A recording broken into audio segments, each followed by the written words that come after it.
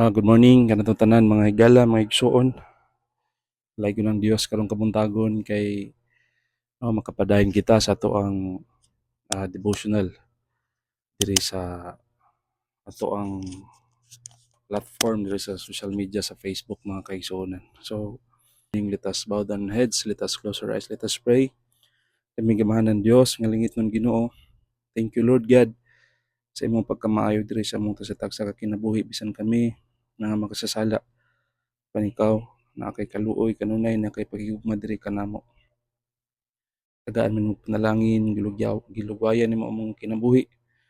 Now, Lord God, sa iluon mo kami Ginoo sa mga nahimo nga mga kalapasan. Now, Lord God, ang pulong karong kabuntagon mahimo kaning usa ka panalangin sa matag usa nga makakita, makadungog ani nga mensahe through this Facebook platform, O Lord Jesus. To God be all the glory and honor in Jesus' name. Amen and amen. Okay, once again, may buntag ka na tong tanan. So, if you have your Bible, would you please open in the book of Matthew 6:31 to 33. It says, "Therefore take no thought, saying, what shall we eat? Or what shall we drink? Or wherewithal shall we be clothed? For after all these things do the Gentiles seek. For your heavenly Father knoweth that ye have need of all these things. But seek ye first the kingdom of God and his righteousness, and all these things shall be added unto you." So kung ito nang basahon sa Bisaya nga version sa Biblia mga kaigsunan, in Matthew 6:31 to 33, ana ang Bible, "Busa ayaw kamo kabalaka kung asa kamog kanunon o imnon o ibiste. Ining mga butanga maoy gitinguha kanunay sa mga dili magtotoo. Ang inyong amahan nga atua sa langit nasayod nga nagkinahanglan kamo niining mga butanga. Apan labaw sa tanan, paharian ninyo ang Dios og pagkinabuhi kamo uyon sa iyang kabubuton, ug ang ubang mga butang ihatag ra unya kaninyo." So klaro kay ang Bible, nagisgot mga kaigsuonan, no? Klaro kayo nga una sa tanan, take no thought, no? Dili ka mabalaka. Meaning do not live in anxiety. So dili ta kinabuhi nga naay mga kahadlok, dili ta magkinabuhi nga naay mga kabalaka, no? Normal man nga mabalaka ta but di ta mo dwell diha. Normal usay nga mahadlok ta but dili ta mo dwell diha mga kaigsuonan. Because ang Bible giingon nga dili ta mabalaka, no? Busa ayaw kamo kabalaka sa asa man kung asa kamo kanunon o imnon o ibiste, no? Kung asa ta makakaon sa atong imnon, gibutang na sa Bible higala igsuon nga dili ta mabalaka, no? This is the word of God. Pulong kini sa Dios o usa ka Kristiyano nga may kalipay pagsunod sa pulong sa Ginoo, atoa ka ng pagasundon mga kaigsuonan without hesitation, atoa ka ng sundon. So Jesus is not saying we should be careless or lazy, no? Instead, he warns against worrying and being consumed by fear about daily needs. Worry shows a struggle to trust that God is in control. So ang Dios nagahisgot mga kaigsuonan nga dili ta dapat mahimong careless, no? Kanang madali-dalion, kanang magpataka ta sa tong pagabuhaton, no? Wala siya gaingon ana nga mahimo tang careless or lazy. Kanang mahimo ta nga dili na ta mo mohimo sa tong trabaho, dili na ta magtrabaho, magtinapulan na lang. Jesus is not saying we should be careless or lazy. Instead, sa iyang giingon, he warns against worrying. So gahatag siya warning mga kaigsuonan. kanang about sa kanang pagkabalaka. So unsa may warning ana, nag-warning siya about ana mga kaigsuonan and being consumed by fear. Kanang makonsume ta tanan, kanang mapuno ta sa mga kahadlok, puno ta sa kabalaka. So giwarningan ta niya ana nga dili ta dapat mapuno sa kabalaka ug puno sa kahadlok about daily needs, no? Unsa man ato ang mga pagakanon, unsa man ato ang ah, pagabuhaton, unsa man atong pagkaimnon, unsa man atong isuot nga sanina o asa ta mopuyo, because ang Dios nagahisgot ana mga kaigsuonan nga worry shows a struggle, no? Kanang mabalaka ta nagpakita dita nga na nag-struggle ta trust that God is in control. Nag-struggle ta ana mga kaigsuonan, wala tayo pagsalig sa Ginoo, ato anang ah, wala na nato saligi ang Dios nga maoy nagakontrolar sa tanan. So take no thought mo na unang punto na to mga kaigsuonan. Do not live in anxiety. So sa may mga kakulangon, no? Sa may mga wala sa inyo ang panimalay, gamay na lang ang bugas, no? Dili ta mabalaka. But we should do our part, no? Dili ta magtinapulan. Kitagaan mo ta sa Dios og kamot, tagaan ta sa Dios og wisdom sa atong pagabuhaton. So magtinarbaho ta, trabaho ta nga fair in a legal way, no? Dili ta maghimog mga butang nga dili uyon sa kubuton sa Ginoo. So we should not be careless, dili ta magpataka, dili ta magpasagad, but we should trust that God is in control. So a lesson na makaigsunan, you can plan and work, no? Pwede ta makapamlano, pwede ta mohimo og mga trabaho na to kay able man ta maka-perform og mga duties and responsibilities sa may trabaho nimo, sa may job nimo. So buhaton nato na nga uyon sa kabubuton sa Dios ug may kalipay, no? Gugmaon nato tong trabaho. But don't let fear rule your heart. So dili dapat nga ang kahadlok maoy mag-dominate sa imong kasing-kasing. Dili dapat ang kabalaka maoy mag-dominate sa imong naunag kasing-kasing.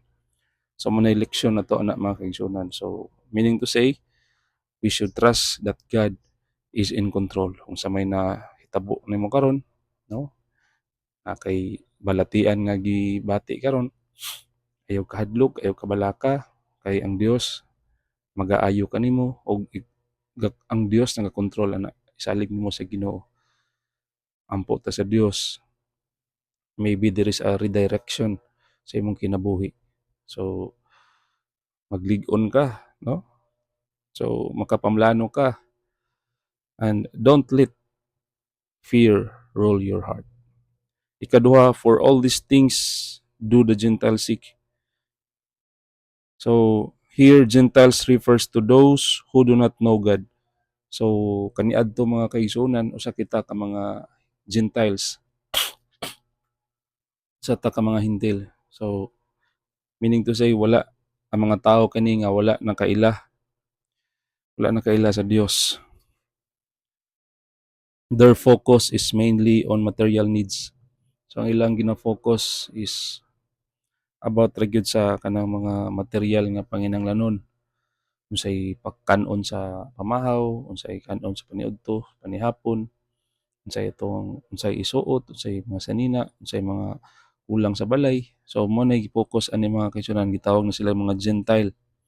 Their focus is mainly on material needs like food, drink, clothing, because they rely only on themselves.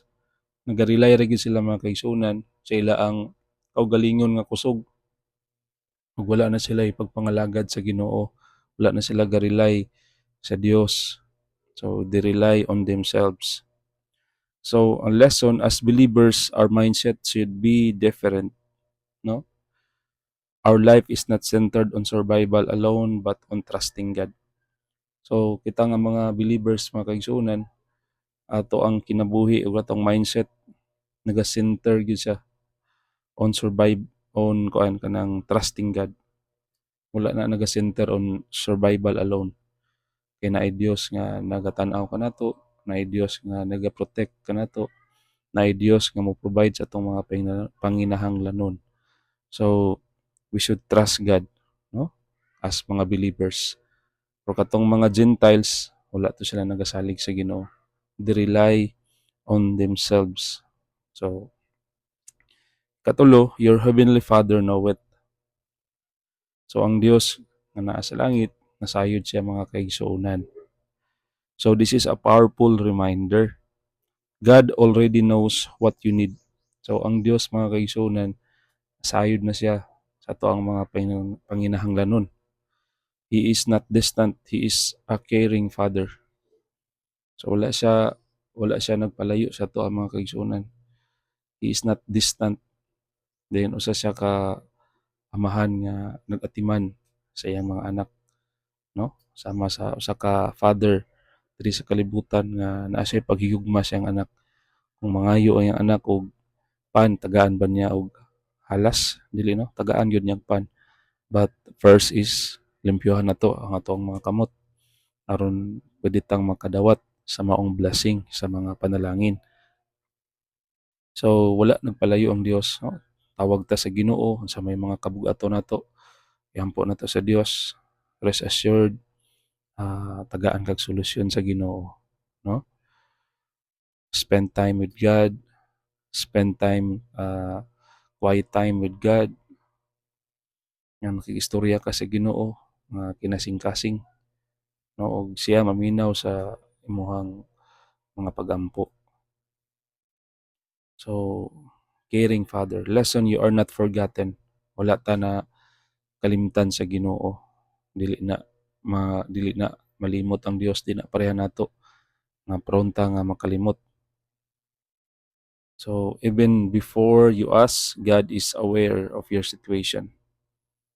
No, ay ana gani ang Bible nga bisan wala pa kita nangayo, ang Dios nasayod na siya sa sitwasyon sa imong kinabuhi.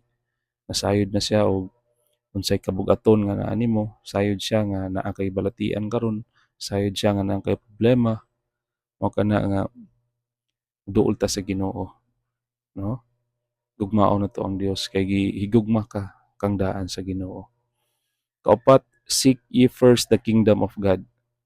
So this is the key command of the passage, to seek God's kingdom. So meaning to say, kung unahon na to, no? Unahon na to ang Dios, put God first in your life. Igid nato na imong ilas, no? Di nato ipaulahi ang Dios, but He should be the present. He should be the first, I mean, no? He should be the first. Put God first in your life before anything else. Kung sa may mo ang mga uh, naapa kay mga priority sa trabaho, but we should put our top priority nga makapangalagad ta sa Ginoo. Pagmanta nato sa buntag, mag-pray ta sa Dios nga itag provision, mga itag protection, mga itag safety, mga itag kaalam, no? Kay munay ato ang buluhaton, munay ato ang rule as a Christian nga we should put God first. And then pag before ta matulog, pray na pud ta sa Ginoo for safety, for protection, for guidance.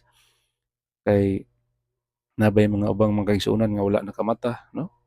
So munay as a believer, we should do that nga mga buluhaton nga ato yung ibutang sa top priority ang Ginoo mga kaigsuonan. So put God first in your life. Ikaduha, desire His will above your own. So ato ang desire mga kaigsuonan is naagyod sa kanang kabubuton sa Dios. Magasubay gid sa kabubuton sa Ginoo nga dili ang ato ang kaugalingon nga desire mo'y maghari, dili kaugalingon nato nga pamlano, but we should honor the plans of the Lord because ang plano sa Ginoo mas labaw pa sa atong mga plano. Ug ang kaalam sa Dios mas labaw pa sa ato ang kaalam. So live in obedience and righteousness. So maga puyo kita diri sa kalibutan, no? Nga naatay pag-obey natay pagtahod sa Dios ug sa iyang pagka matinumanon, kay matinumanon ang Dios mga kaigsuonan, righteous ang Ginoo. Bisag kita dili ta mga righteous, but ang Dios is a righteous God. Muna nga salig ta sa Ginoo, mutahod ta sa Dios. So ang lesson, priority determines provision. When God is first, everything else falls into place. No, kung unahon na to ang Dios, ang everything will fall into place. So mo gyud na ang unahon na to, priority na to. So ang priority mag-determine na siya og provision. So ang mohatag og provision mga kaigsuonan isang Dios. No, unsa may nakabot nimo sa imong kinabuhi karon, that is naay Dios nga nagapanglihok. Naay Dios nga nagahatag og panalangin diha sa imo ang kinabuhi. So priority determines provision. So ikalima mga kaigsuonan, ug diri ko mo close, all these things shall be added unto you. So God's promises provision. So ang Dios kung mag-promise ang Ginoo, ihagyo ka ng tumanon. No, kay dili baka ako ng Dios. So provision i-promise na sa Ginoo. Not necessarily luxury but what you truly need. No, dili necessarily nga tagaan kag luxury sa Ginoo, but katong mga needs nimo nga makasurvive ka, mga needs nimo nga makakaon ka, na kay balay nga katulugan, na kay sanina nga pagasuoton, na kay tubig nga imnon, na kay trabaho nga aron makapamalit pug ka og mga kalanon, no, makabuhi ka sa imong kagalingon na family. So mo na mga provision nga gihatag sa Ginoo sa atoa. So gi-promise na sa Dios. So basta kay natay pag-una sa Ginoo, no, all these things shall be added unto you. Meaning to say, kung all, no, daghan tanang butang nanay giprepara ang Dios sa imo. Basta kay mo follow lang ka sa first requirements nga prioritization. You should priority God, no, i-priority na to ang Dios, kay ang provision is isada na sa Ginoo. All these things shall be added unto you. Kay tagaan kag trabaho sa Ginoo, tagaan kag family sa Dios, tagaan kag mga anak, tagaan kag house and lot, no, tagaan kag sakyanan, tagaan kag mga financial blessings sa Ginoo. Dili na imposible sa Dios, kay iya na nang gisaad God's promise provision. Muna nga we should trust that God is in control diri sa atong kinabuhi, nga sa man nga mga pagsulay, nga mga trials and temptations in life, no, dili ta ma-retract, di ta maghimo og laing nga mga pamaagi, but uyon sa kabubuton sa Ginoo. Saligan nato ang Dios nga siya ang naghatag og provision, nga saligan nato ang Dios maoy nagkontrol sa tanan. So mo kana mga kaigsuonan. So the simple summary of this topic mga kaigsuonan is all about, una, don't worry about your needs. No, di ta mabalaka sa tong mga needs. Pareha sa ato ang panahon na to karon nga we are on a crisis, oil crisis, nga nang mahal ang mga gasolina, no? And then affected tanan, domino effect, affected ang mga palaliton, mga groceries, mga bugas, no, mga sudan, tanang mga palaliton na agyoy increase because naapoy oil crisis, ni mahal ang gasolina, mahal ang krudo, no? So sa panahon karon din nato matestingan ang ato ang gitawag og dili ta mabalaka sa atong needs, kanang gitawag nato pag-trust sa Ginoo nga siya ang nagakontrol. So diri nga panahon matestingan ang ato ang pagsalig sa Ginoo. So galigson ampo ta sa Ginoo, nga ma-provide atong mga needs, no? And rest assured tabangan ka sa Ginoo nga how come na provide nimo ang mga pagkaon sa katulo sa adlaw, nakasnack pa mo, napay napagani excess, no? Because of the provision nga gihatag sa Ginoo. Kay ikaw usa ka believers, usa ka magtotoo ni Ginoong Kristo nga naipagsalig nga ang Dios nagakontrolar, no? So kining tanan molabay ra maning gubat, ah, abot ra na sa time pod nga ma-peace ra po na sila. Mabalik ra pod sa normal ang presyo sa ato ang krudo ug sa gasolina. So trust that God, ikaduha, trust that God knows and cares, no? Saligan nato nga ang Dios nasayod ug ang Dios nagaatiman kanato. Kung dili ta mo salig ana sa Dios mga kaigsunan, mabalaka ka, ma-worry ka, o dili ka na gusto sa Ginoo nga ma-worry ka o mabalaka ka.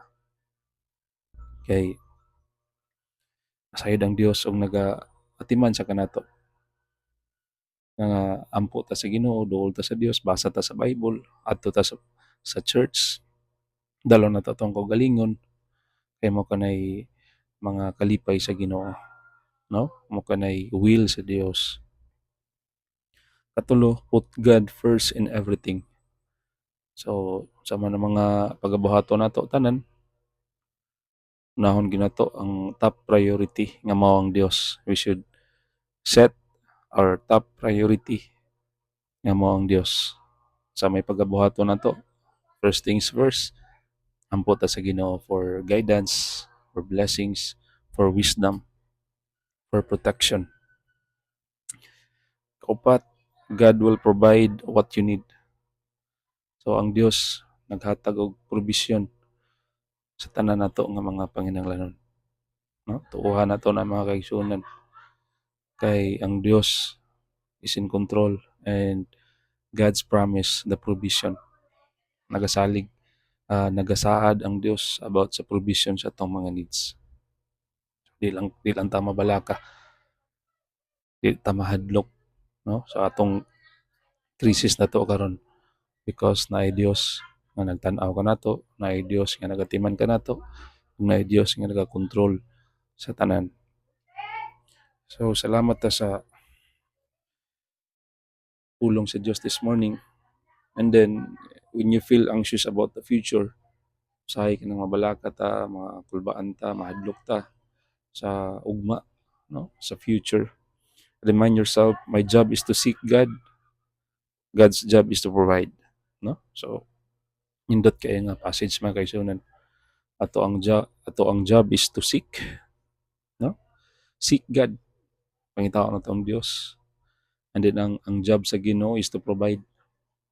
Ang buhaton pud sa Ginoo is to provide. So God is the Jehovah Jireh sa atong kinabuhi.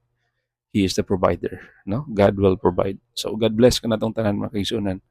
Let us pray. Lord Jesus, thank you Lord sa mga pulong among dungog karong kapuntagon. May those words katag katog encouragements matag usa, katag kalig-on through this crisis that we are facing right now. May mo kaming malig-on o dili kami mabalaka kung sa may mahitabo, because saligan namang Dios nga maoy mag-provide sa tanang mga panginahanglanon, basta kay unahon namang Dios as our top priority. Salamat Ginoo sa pagpaminaw, dungog gimaya kung nabalik kanimo.